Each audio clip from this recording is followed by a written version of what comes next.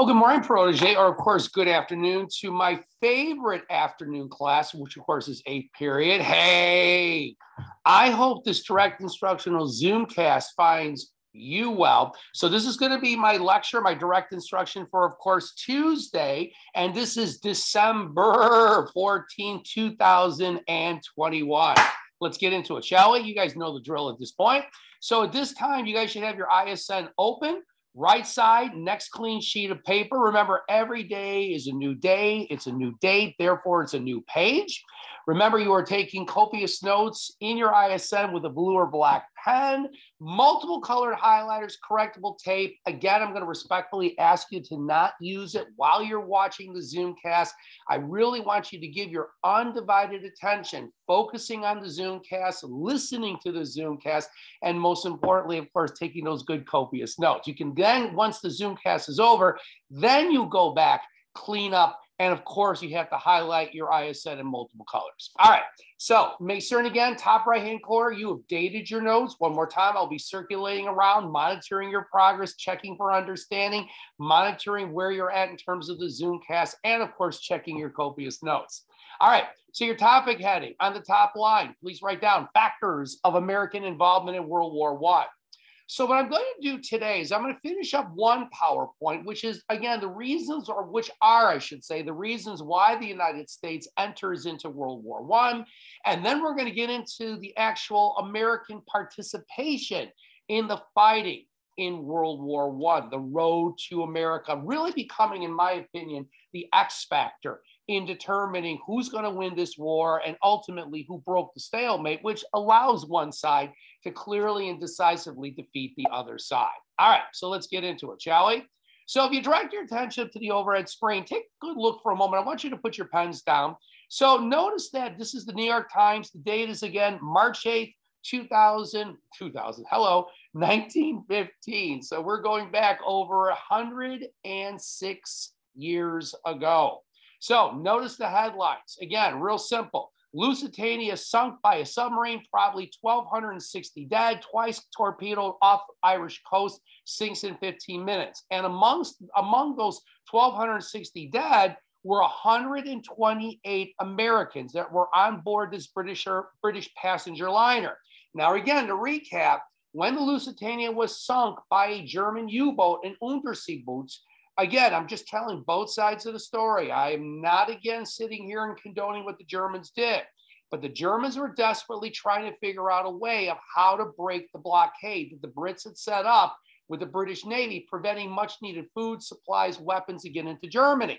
So the Germans were using the U-boat to figure out a way of, again, breaking the blockade and, in addition, breaking, again, the stalemate. Now, from the British perspective and the American perspective, this was, again, an act in terms of not respecting what we call freedom of the seas, the right of any neutral country to be able to travel and trade in total safety. Please note, though, that the German government did warn President Wilson that this was, again, fair game in terms of any British ship, and that basically the German government had warned the Americans not to travel aboard British ships. President Wilson felt that any American should be able to travel any place they want, again, with the whole idea of freedom of the seas.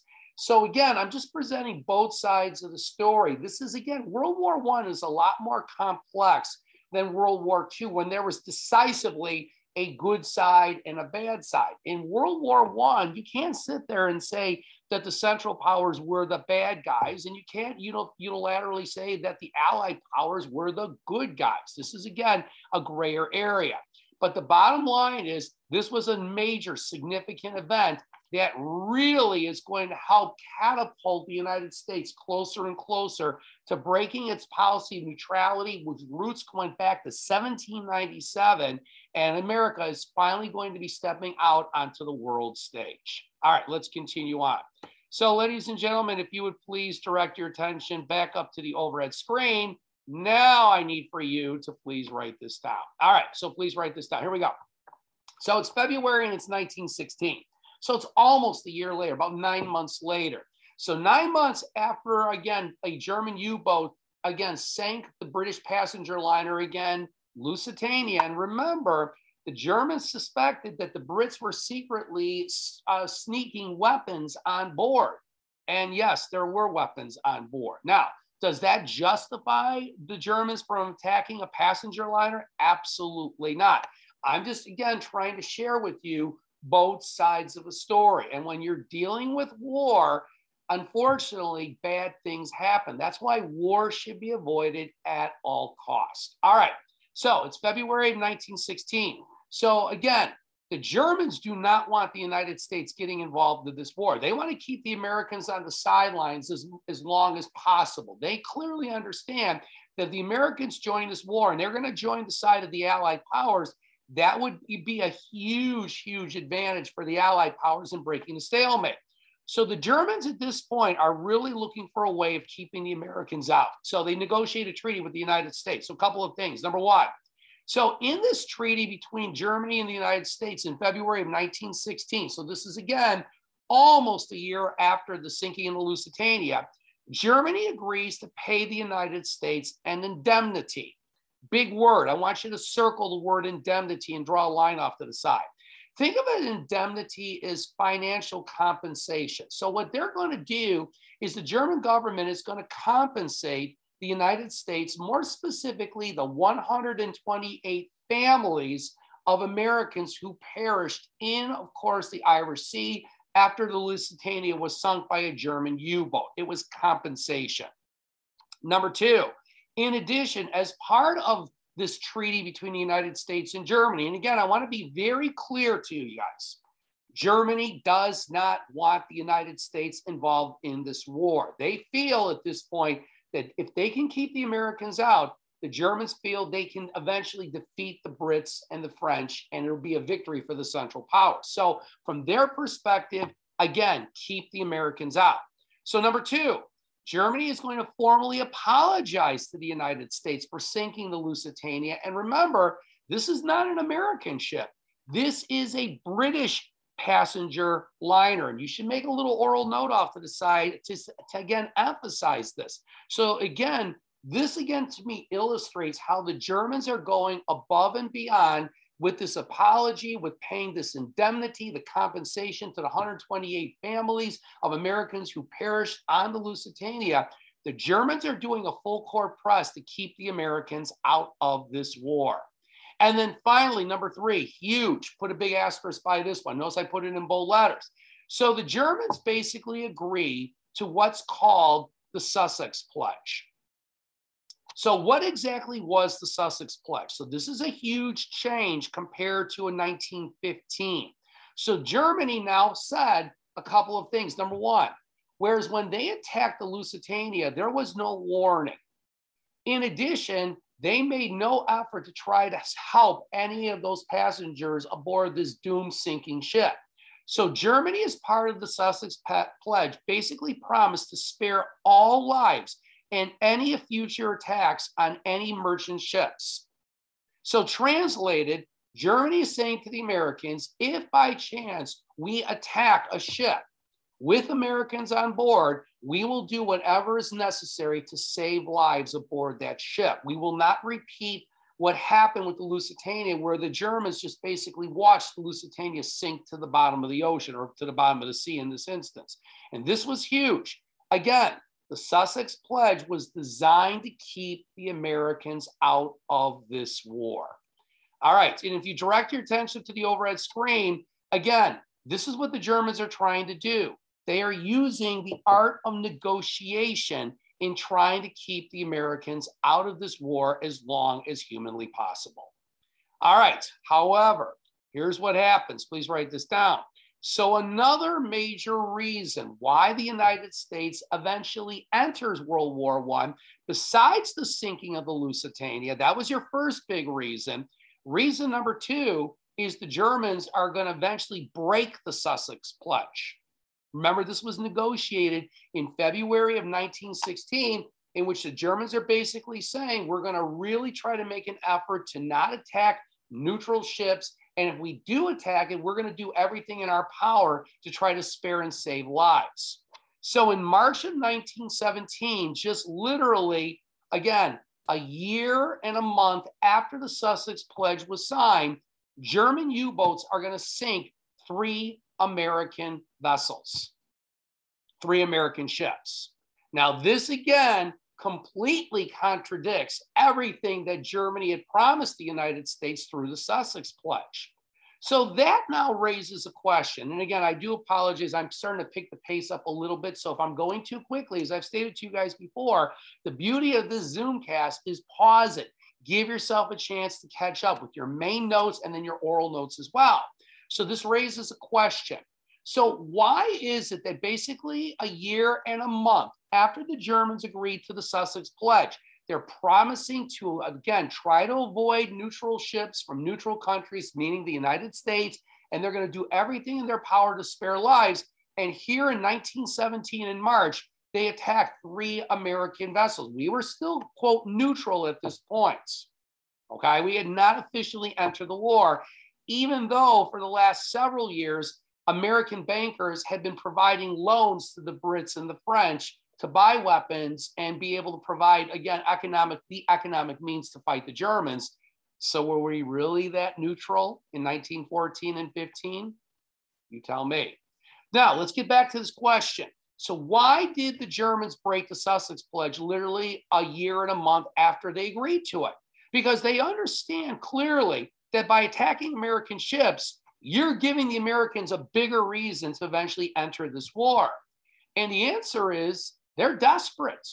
The Germans now realize that at this point, the casualties by, again, March of 1917, the war has been going on now for almost 3 years at this point.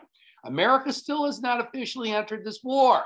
The casualties are going up dramatically. Remember, the Germans were fighting the Russians along the Eastern Front and the Brits and the French along the Western Front.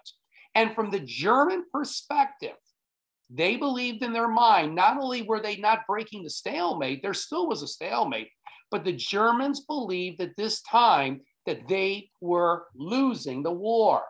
And when you are that desperate, you are willing to do what is necessary to take chances, even potentially bringing the United States into this war.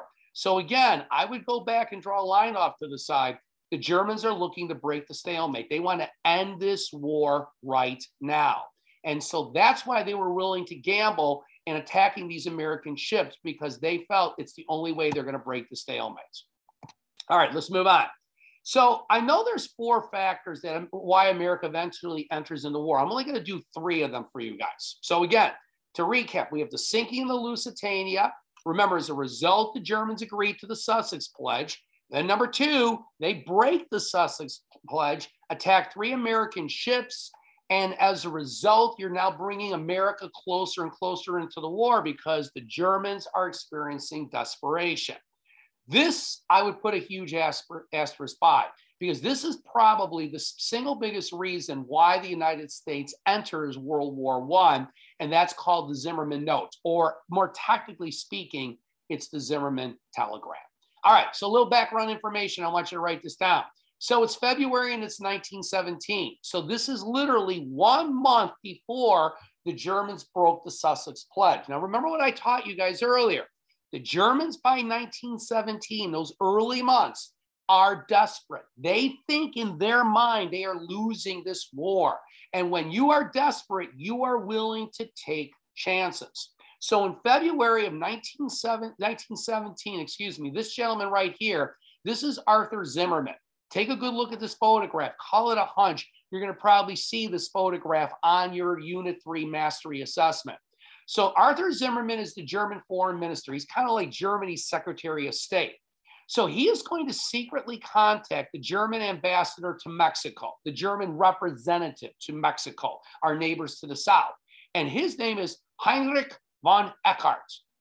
Now, here's where the story gets really interesting. So Arthur Zimmerman is going to provide specific instructions to the German ambassador to Mexico. So what exactly were Arthur Zimmerman's instructions? So by 1917, so by February, Arthur Zimmerman suspected, or probably not suspected, he probably knew that the German government was planning to break the Sussex Pledge a month later. And if you break the Sussex Pledge and you start attacking American ships, very good chance the United States is going to enter this war. So in basically what he does in these instructions in this now infamous Zimmerman note or telegram, he's basically saying to, again, the German ambassador to Mexico, that if the United States joins the Allied powers in fighting the Central Powers in World War I, ... So the Germans are already anticipating at this point, even a month before the even a month before the Sussex Pledge was broken, they're anticipating that it's not a matter of if, it's a matter of when the United States entered this war. So here's what they want to do. So Germany is basically providing an offer to Mexico. So Germany is basically saying in the Zimmerman note or Zimmerman telegram, we are extending an open invitation to Mexico, United States neighbors to the south. And the invitation is for Mexico to join the Central Powers. Now, you have to ask the question, why would Germany be looking for Mexico, a country, again, several thousand miles away from the Western Front, in terms of joining the Central Powers? What would be the purpose behind it? Would the Mexicans be able to provide enough soldiers to make a difference in breaking the stalemate and helping the Central Powers? Well, the answer is that's not what they're looking for.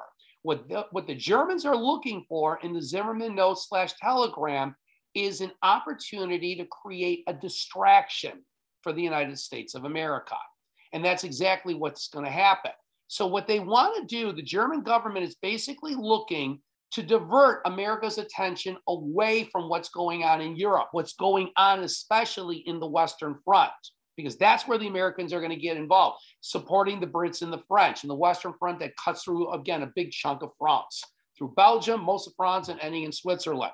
So the whole point of the Zimmerman note or telegram is to divert America's attention away from Europe, because here's what the Germans are proposing to the Mexican government, that if the Mexican government agrees to become formal allies of the Central Powers, that in the Zimmerman note or Zimmerman telegram, same difference, Germany then would commit troops to help Mexico. And basically what the Germans are encouraging the Mexicans to do is launch a full-scale invasion of the United States of America. And basically the Germans did a little studying of American and Mexican history, because the Germans went back all the way back to 1846. And that was something you should have learned last year, and that's the Mexican War. Because the Mexican War was basically started, ignited by the United States. We intentionally went and sought a war with Mexico. And the reason is because Mexico had lands that the United States coveted.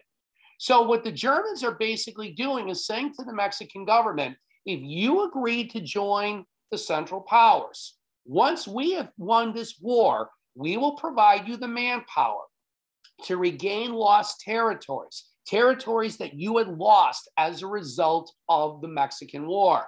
Now, Texas technically was already an independent country. They were already independent prior to the Mexican War. That's the whole story with the Texas independence from Mexico and the Alamo.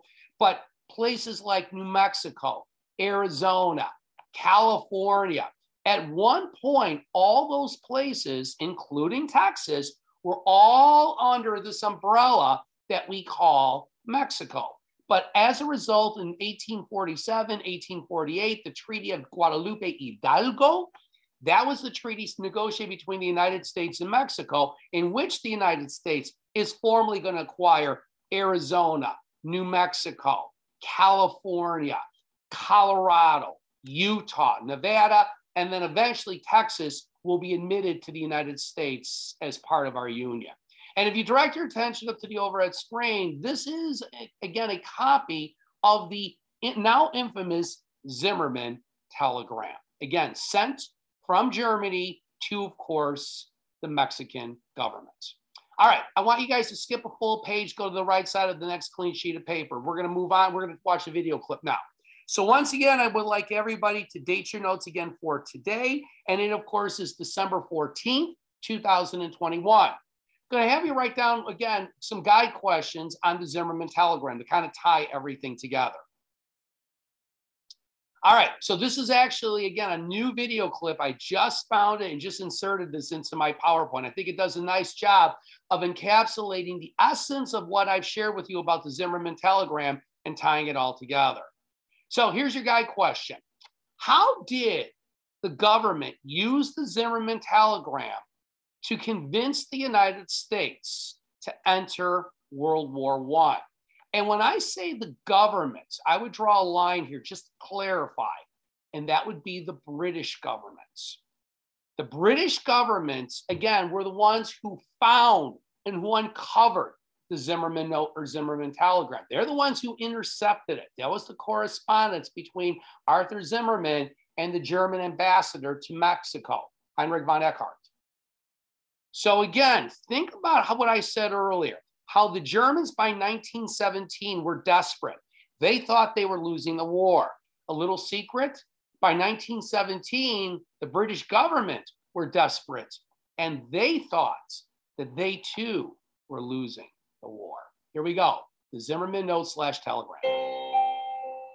On this day 100 years ago, the British intercepted a telegram which led to the United States of America entering the First World War.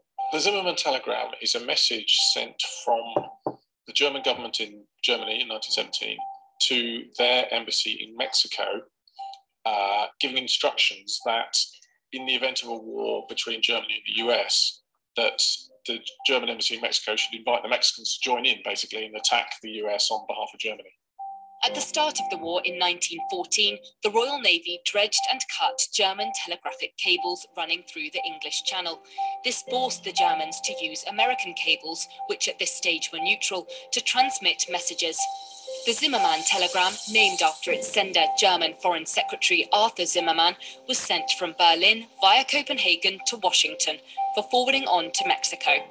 What Germany and the US didn't know was that all messages were being intercepted by the British before reaching their destination. This particular one was deciphered by Nigel de Grey, a codebreaker for Room 40, Bletchley Park's predecessor. Director, do you want to bring the Americans into the war? Yes, my boy, I answered. Why? I've got something here which, well, it's rather astonishing message, which might do the trick if we could use it. So this was how the decoding of the Zimmermann telegram, which Nigel was majorly responsible for, changed the course of the war. Mm-hmm. A problem, though, remained.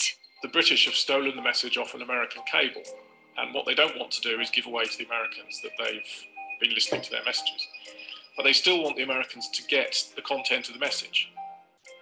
The solution came when the British acquired a copy of the telegram in Mexico City instead. This was then shown to the US Embassy in London. President Wilson released it to the press, and it appeared on the front pages of all the newspapers and caused a huge popular stir. The idea that the Germans were doing this, what they considered to be this sort of treacherous move. The Germans stirring up trouble in Mexico would touch a really sensitive nerve. America declared war against Germany on the 6th of April 1917. Their efforts fighting alongside the Allies led to victory on the 11th of November 1918. Grace Pascoe, Forces News. So again, the Zimmerman telegram was huge in terms of ultimately the United States entrance into World War I. But notice again, I thought it was an interesting takeaway, the fact that again, the Brits had to be careful because what they were secretly doing was eavesdropping on American correspondence. And how would the Americans take it that if they found out that the Brits were actually listening in or reading into, I should say, not listening into, but reading into correspondence using those American telegraph lines? All right, I want you to skip a full page, go to the right side of the next clean sheet of paper. Make certain that you date your notes again for today. It is December 18th, 2021. And on your top line, new topic, new PowerPoint. This is my last PowerPoint on World War I, and it's entitled Americans in Europe, 1918. So ladies and gentlemen, what I'd like you to do is I'd like you to put your pens down for a moment. I want you to take about 20 seconds. I want you to take a good look at this photograph. And then after you study the photograph, I'm going to ask everybody to pause the Zoomcast. And I want you to take about maybe 2 minutes. And I want you to, again, for me, in one paragraph, not a lengthy one, just a solid paragraph, I want you to describe this photograph for me. This was taken in 1918. What do you notice was different about the style of fighting? This was in the summer of 1918 as compared to, say, the Battle of the Somme or the Battle of Verdun back in 1916. And take a good look at these soldiers. Describe them as well. I, of course, am going to continue on because by 1918, what has happened is, yes, all these trees have been devastated and destroyed, but notice trenches. No more trenches by late summer, early autumn of 1918. And these soldiers here are not German, they're not British, they're not French, they're Americans. All right, let's continue on. So please write this down. So basically, a couple of months after the Zimmerman telegram was, again, remember, a copy of it that was, again, the Brits intercepted, again, in Mexico City, was presented to President Wilson. This telegram, of course, was printed after it had been decoded by the British, again, all across the United States in terms of newspapers. And now the war frenzy is at a fever pitch. So in April of 1917, Congress, at the behest of President Wilson, will issue a declaration of war, and the United States has now officially entered its first war outside of the Western Hemisphere, again, breaking that policy of neutrality. So in June of 1917, so a couple months later, the very first American soldiers are going to arrive in Europe. Now, why is this important? Because number one, even though the very first American soldiers are arriving in June of 1917, just a couple of months after, again, Congress issues the declaration of war. Remember, Article 1 clearly states that only Congress can declare war. The president can suggest and recommend it, but it's Congress's right. But these soldiers are not going to actually start seeing fighting against the Germans not until a year later in 1918. By 1918 November, so just a couple months later, so basically it's a year and several months after the first American troops started trickling into Europe along the Western Front, there were over 2 million American doughboys. That was the nickname that was given to American soldiers that were fighting in Europe along the Western Front. Again, that line that cuts through a big chunk of France, through a little bit of Belgium, most of France, and then ends right at the border of Switzerland. And by the way, one of these 2 million doughboys that were going to be fighting along the Western Front included a 35-year-old. Now, keep in mind that, again, with the Selective Service Act of 1917, you again would be between the ages of 21 to 30 to have to register for the draft, our first military draft since the Civil War. But the difference was in the Civil War, you could actually buy your way out and get somebody to take your place. But this is the first true draft where the government would just basically say to you, you had to go.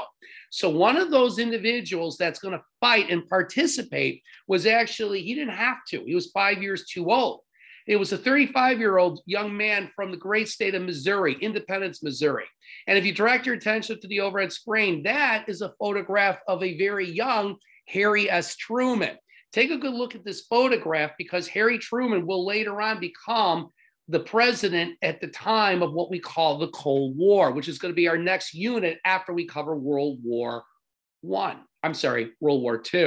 By the way, you notice Harry Truman wore glasses. You know, in order for you to be admitted into the Army, you have to pass an eye exam. Well, Harry Truman was terribly farsighted. He'd been wearing glasses since he was a little boy. So he takes the eye exam. He has to take his glasses off. He fails the exam miserably. Takes it a second time. Fails the exam miserably. He begs the eye examiner in the Army, please let me take it again. He takes it a third time. He gets a perfect score. So how did he pass this eye exam? The answer is he cheated. He was able to memorize the entire eye chart. So when he took his glasses off, he already knew what the eye chart said. And that's how he was admitted into the United States Army, the American Expeditionary Force. All right, let's continue on. So please write this down. So it's now March and the year is 1918. Russia is going to secretly negotiate a treaty with Germany. This is one of the pivotal moments in World War I. This is basically setting the wheels into motion for the stalemate eventually being broken. And it is called the Treaty of Brest-Litovsk. Put a big asterisk by it, circle the Treaty of Brest-Litovsk, because this is huge. And yes, you're going to definitely see this in some way, shape, or form on your examination. So what were some of the key points in the secret treaty between the Russians and the Germans? Number one, huge. This is a game changer. So Russia now is not going to be involved in World War I. So basically, they secretly negotiated with the Germans. The Brits and the French had no clue that the Russians had secretly negotiated out of this war. Now, as a result of the Treaty of Brest-Litovsk, Germany is going to extract a heavy price from Russia, again, desire to get out of this war. So Russia was forced to give up its claims to the following places. Number one, Finland, which over the centuries, Russia has tried to control and dominate. Number two, your three Baltic states, Latvia, Estonia, Lithuania. Same thing again. Over the centuries, Russia has attempted to exert its control and influence over these Baltic states. The Ukraine, again, which will become later on part of what's called the Soviet Union, the Union of Soviet Socialist Republics. We'll be talking about that later on. Poland, my ancestral homeland. Poland had disappeared off the map by 1918. It had been basically partitioned and split up between Germany on one side and then Russia on the other. Now Germany controls all of what is today Poland. And if you direct your attention to the overhead screen, so this is a great map. And again, if you want you to notice, here's the German Empire right here. Here's Poland right here. Again, Lithuania. Again, you've got over here, Brest-Litovsk. So this is where the treaty was negotiated right there. And way up over here, I don't think we can see that. There it is, Finland, up over there. That also is part of, again, now the German Empire. And let's go back for just a moment. And of course, you have the Ukraine right there. So all these areas of land right here, the Ukraine, you got your Baltic states up here. Here's Estonia, Latvia, Lithuania, Finland up here, Poland over here. All of this was, again, given to the German Empire as part of this treaty that was negotiated right there, and that's the Treaty of Brest-Litovsk. So this is huge. Now, number three. So why was Russia so willing to give Germany all these areas of land that it had dominated and controlled for a long time? And the answer is Russia now has a new leader. It's not the Tsar anymore. The Tsar, Nicholas II, had been deposed from power back in 1917, which is the first part of what's called the Russian Revolution. You're going to be learning more about the Russian Revolution when you study world history at Stevenson High School. So the new leader was a guy by the name of Vladimir Lenin. So Vladimir Lenin, let me just direct your attention up to the overhead screen. Let's go backwards. That is a good photograph of Vladimir Lenin, one of the most significant players when you study the 20th century and tying in with the Russian Revolution. So why was he willing to, again, negotiate with the Germans and give the Germans all this land? And the answer is because, number one, Vladimir Lenin felt that the Russians should not be involved with World War I because he was focused on converting Russia to become part of a much bigger empire, and that's called the Soviet Union. And number two, he wanted to shift the government of Russia, which would then become part of an empire called the Soviet Union, and he wanted to shift it away from the monarchy going back centuries with the Tsar Nicholas II, of course, the last of the Russian Tsars, and embrace this new ideology, economic and political ideology, which is called communism, based on the teachings of Karl Marx in the Communist Manifesto. And if you direct your attention up to the overhead screen, so this is what we call the Soviet Union, the Union of Soviet Socialist Republics that was created by, of course, Vladimir Lenin. And it was the Treaty of Brest-Litovsk that gave Lenin the opportunity of, again, expanding Russia's influence over a much bigger area and part of an empire as well. All right, let's continue on. Number four. So another reason why the Treaty of Brest-Litovsk was significant. So Germany's going to gain all this land.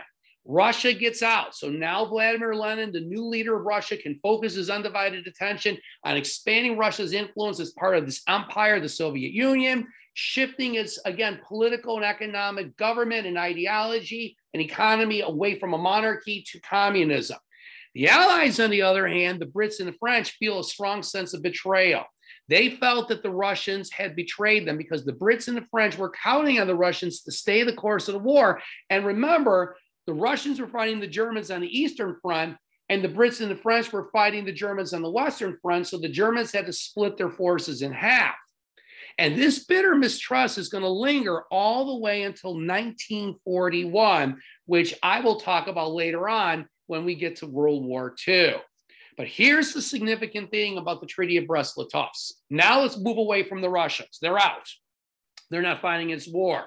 Now the Germans do not have to worry about fighting the Russians along the Eastern Front. Yes, they've acquired all this land, the rest of Poland, the Ukraine, the Baltic states, Finland. But more importantly, this is the one I would definitely put an asterisk by.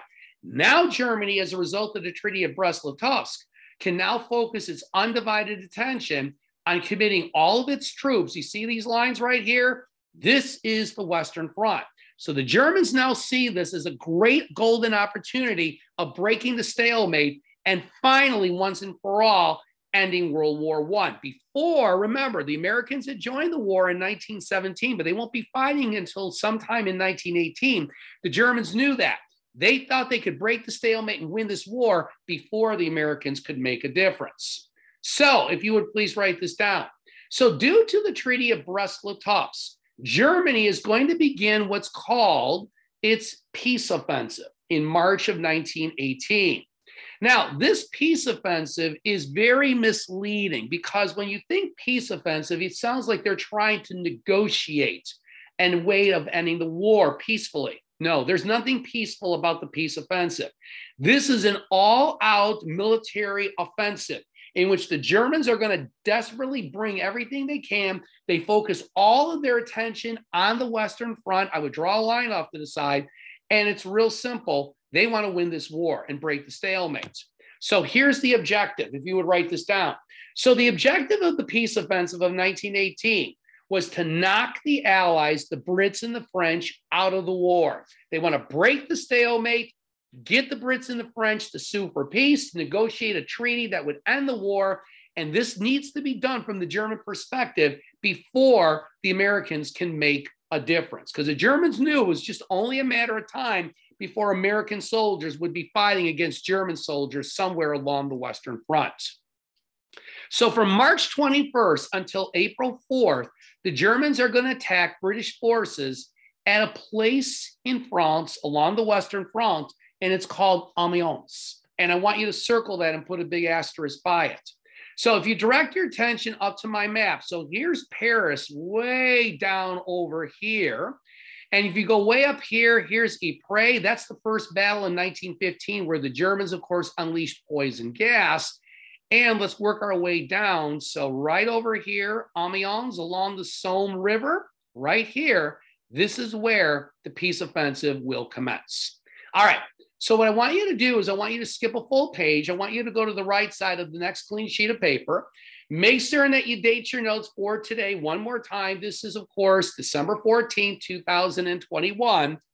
And up on the overhead screen, I want you to write down for me video clip, the Battle of Amiens. So this will be the last thing we're going to cover in my direct instructional Zoomcast today. All right, so number one. So as you watch this video clip, and by the way, there's no dialogue. It's just actual footage with some sound effects and music in the background. So number one, what weapon or weapons were primarily used during this battle for Amiens, which was the first big battle of the peace offensive of March of 1918? Remember, it's the Germans going on the attack. It's an all-out assault trying to knock the Brits and the French out of the war before the Americans can make a difference. They're trying to break the stalemate. They are desperate. There's that key word that I keep emphasizing again and again. Number two, even again, by spring of 1918, I want you to comment for me how the style of fighting was changing and evolving during the Battle of Amiens, which is the first big battle as part of the peace offensive of the Germans. So yeah, trench warfare started after the Battle of the Marne in 1914. By 1915, both sides had heavily been dug in. So 1915, 1916, we learned about Verdun and the Battle of the Somme, 1917. But by 1918, you're starting to see things are slowly starting to evolve and change. Any stats? Remember, stats are great support. And again, I'm not going to ask you a specific question, how many casualties there were, but I might work some stats in as a context clue or an answer choice. And I also want to know what other country fought in this battle in terms of the Allied powers. All right, so ladies and gentlemen, this video is about 5 minutes long. Let's get into it. The Battle of Amiens, which is part of the peace offensive.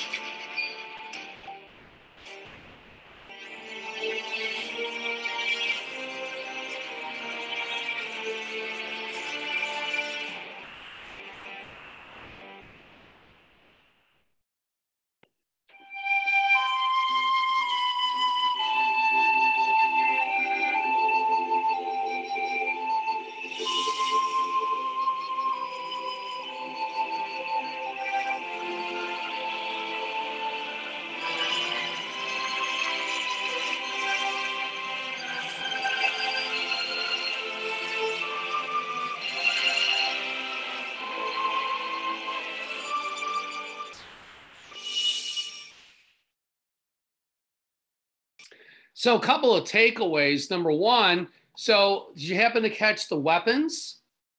Well, you saw the airplane. That's not necessarily a weapon. It was an invention, but it's going to be used as a weapon, and that's going to be used much more effectively when we get to World War II. But the biggest weapon that was the big takeaway was the tank. You notice how the tank was going right over the barbed wire, was literally going over some of those smaller trenches. So it's going to be the tank that you notice was more effectively used during this battle. And it's going to be the tank that eventually is going to eliminate the need for trench warfare. So within a couple of months, both sides are going to start to move away from digging trenches and go into a much more offensive style of fighting using this new weaponry, this new technology, especially the tank, which is going to foreshadow the coming of World War II. So to summarize the Battle of Amiens, this is just the beginning. The peace offensive is going to continue on for several more months. The good news for the Allies, the Brits held firm. They bent a little bit, but they didn't break. So this battle for Amiens is considered to be an Allied victory. However, the Germans are still along the Western Front. They're still dug in. But most importantly, from the British point of view, from the French point of view, the biggest thing about the Battle of Amiens at the beginning of this peace offensive, which is going to continue on for several more months, is the Brits just needed to hold on, because by June, a couple of months later, it's going to be the Americans who are now going to be actively participating in World War I at the Battle of Belleau Wood, which I will teach you about later on, another story for another time. All right, so at this point, what I would like everybody to do is take out your correctable tape. I want you to go and clean up anything you crossed out or traced over. I also want you to take out your multiple colored highlighters. Again, I want you to use a minimum of 2, 3 is even better, especially like between guide questions and your notes you're taking on those video clips. And clean up and highlight and use the tip of the tip and focus on those words you can visualize in your mind, your persons, your places, and your things. The highlighting is a studying strategy. It's allowing you to take this information, be able to organize it in your brain, be able to develop greater mastery. It, again, is giving you, again, a greater opportunity of making those good connections. It was what I keep saying, tell the story. But you're not done. When you're done with your highlighting, remember 10 to 15 minutes, you have to review your ISN every single day. You practice for cricket, you practice for soccer, you practice for basketball, you got to practice for school. It's no different. If you have an opportunity, hand your ISN to your mom or dad. You channel your Mr. Bonk. Talk about the importance of the sinking of the Lusitania. What was the Sussex Pledge? Why did the Germans break the Sussex Pledge basically, again, a year later? Why is it that the Germans, again, will attack American ships? What was their thought process? What was the Zimmerman Note? Why were the Germans actively trying to get the Mexicans to join the Central Powers? What would the Mexicans get out of this in return? And how did this impact America's decision to enter the war? And then talk about the Treaty of Brest-Litovsk, how the secret treaty between Germany and Russia gave Germany an opportunity of focusing its undivided attention on the Western Front and the potential of ending the stalemate, which is part of what we call the peace offensive. And the first big battle, late March, early April, the Battle of Amiens. So I hope you again enjoyed today's Zoomcast as much as I enjoyed making it. And what I will do is for my final direct instructional Zoomcast, I'm going to be, again, tying together the peace offensive, talking about the first big battle that America will participate in World War I. It's the battle for Belleau Wood. And then I'm going to talk about the last big battle, which is, again, an offensive, but it's not a German offensive. It's an Allied offensive that will be actively promoted by this new kid on the block, this X factor, and that's the United States of America at what's called the Meuse-Argonne Offensive, which will basically pave the way for the end of the Great War, World War I. So as I always like to say, whenever I wrap up one of my Zoomcasts, you know, the story may have ended today, but you better believe the saga is going to continue tomorrow. And the rest, as we say, everyone, is history. Peace out, everybody. Thank you so much. And as always, please be well.